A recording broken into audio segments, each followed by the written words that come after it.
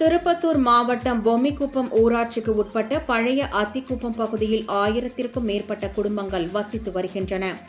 இந்த கிராமத்தைச் சேர்ந்தவர்கள் தங்களது அன்றாட தேவைகளுக்காக 15 கிலோமீட்டர் தொலைவில் உள்ள திருப்பத்தூர் நகருக்கு பொம்மிக்குப்பம் அருகில் உள்ள பாம்பாற்று ஓடை வழியாக சென்று வருகின்றனர். மழை காலங்களில் ஓடையில் வெள்ளப்பெருக்கு ஏற்படும் போது பொதுமக்கள் அவதிக்குள்ளாகின்றனர்.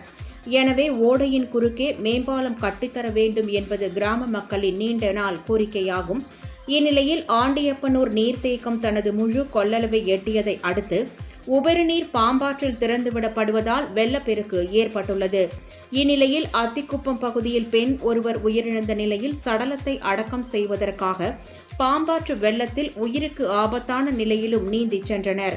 மேலும் பள்ளி முடிந்து வீடு திரும்பிய மாணவ மாணவிகள் பாம்பாற்று ஓடையில் ஏற்பட்ட திடீர் வெள்ளப்பெருக்கு காரணமாக பெரும் சிரமத்திற்கு உள்ளானார்கள்.